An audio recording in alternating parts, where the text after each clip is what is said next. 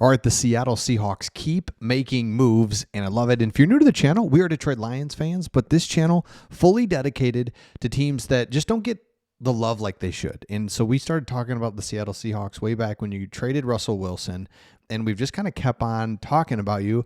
And we loved the success that you had post Russell Wilson when everyone thought that nothing good would happen. And then this last offseason, it was just like, man, tip of a cap to all the changes that you made, getting Sam Darnold, trading away DK Metcalf, just rebooting your franchise. We love it. So here are more moves that you've made. First of all, just go back a few days ago, and this is what you saw in the thumbnail there with my guy Hendon Hooker. Love that. So on Tuesday, earlier this week, you released people. You signed a kick returner, wide receiver Brendan Rice, son of Jerry Rice. That's awesome. Son of Seahawks legend, Jerry Rice. Nice.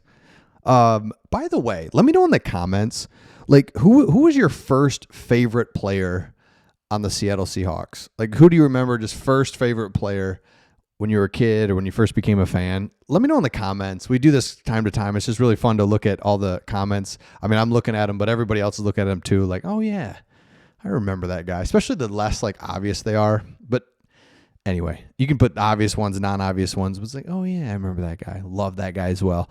Okay. Then they worked out 8 players, including Hendon Hooker. Center Doug Kramer. We'll get to him in just a second. And Jalen Reagor, Brendan Rice, and end up signing a couple of these guys. And so real quick though, and we're going to get to the playoffs and the upcoming game that you have and you're finished your schedule, but the workout of former Detroit Lions Hooker is interesting because you already have 3 quarterbacks on the roster, but I just think Hooker, everyone has to be just fascinated with him. Lions release him, goes to the Panthers release him, and now here he is, where it's like, dude, you were going for the Heisman Trophy just a couple years ago with Tennessee. You get injured, and now you suck. How's that possible? But here's the news.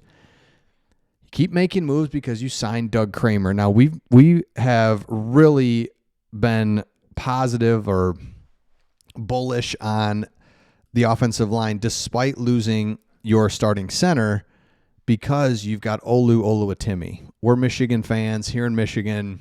We know all about Olu as being one of the best. He was honestly the best center in college football the year he was with Michigan. Then he gets drafted kind of later in the draft.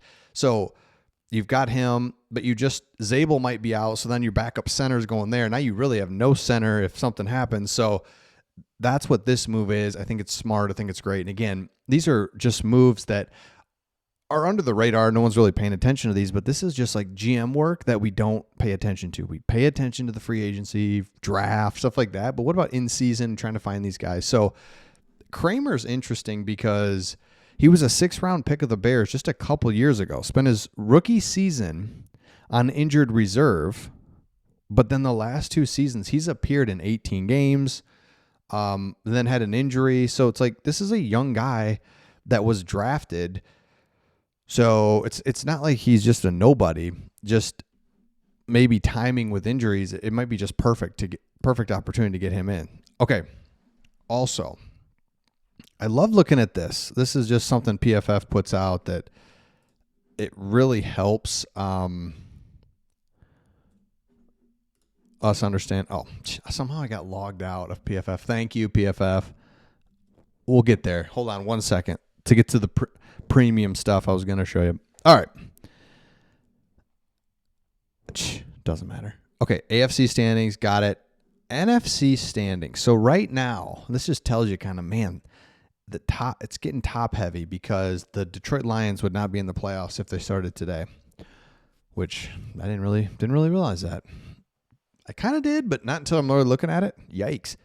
Seattle Seahawks sitting there in the 5th seed. They would then be playing the Tampa Bay Buccaneers. Love it. And so you're just kind of going to battle back and forth between, basically, it almost looks like, yeah, you'd either be in this wild card 5, 6, 7 spot, or if you win the division, you'll be up here 2, 3, 4, maybe 1. I mean, really. But it doesn't matter, though. I mean, I don't know. Maybe I'm just sour because the Lions fought, got the number 1 seed last year, just a juggernaut of a team. But just just destroyed themselves in the process. Injuries, and then, first game they lost. So just get in. That's all we're trying to do right now. And it's 7 teams. So, but you take this over and look at your schedule, and this is where it kind of gets exciting. Yes, you wanted this one, and that's just how it goes sometimes, but it just shows you this is one of the best teams in the NFC, and you were right there. So it's like, okay, it's what we thought. So it's whatever. That happens. But look at these next 3 games. I think that's where you have to keep your focus is, oh my gosh, we play the worst team in football. You just got to be a win, and that's one of your road games. So it's like, okay, fine. Play the Titans all day long. It's got to be a win there. And then you come home and play the Minnesota Vikings, who the Lions have lost to them at home. But this team, J.J. McCarthy's just not there. The problem is their defense is so weird and pesky that it just causes problems. So it's not easy, but you got to find a way to win these next 3 games. And if you can do that, then you play the Rams again at home Thursday, electric. That's kind of your home field advantage will just come out in this game, kind of a primetime game, and then finish on the road. So I think if you're a Seahawks fan, you've got to be excited about a couple of things. Number one, this, I'm going to say experiment. That's not the word. But this I'm not fully sure what's going to happen here. Sam Darnold, is he good? I don't know. We traded away DK Metcalf. Tyler Lockett, you're not here anymore. Offensive line, we got Gray Zabel, but did we do enough on the offensive line?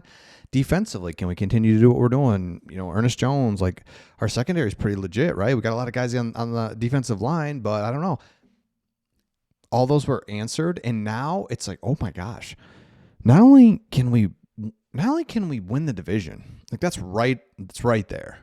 We can get in the playoffs and do something against anybody. Rams, Lions, Eagles, Niners. Like, we know the guys in our division. We can go play against anybody. Packers, Bears. Give me a break. Like, honestly, you're not scared of anybody. The Lions would be the only team that you're like, yep, respect you. Same with us, right? Eagles too, probably. Rams. There's a few, I should say. There's a few. But at the end of the day, you're one of the teams. You are one of the teams that it's going to be good and going to be able to do something. So, Hendon Hooker, my gosh, love that. You're just making moves, having guys come in, looking at people. I love it. We're in that stretch run of the season where anything's possible. Injury wise, just kind of want to be ready, work guys out. Just if you got to sign somebody. So let me know your thoughts in the comments, and we'll see all of you on the next one.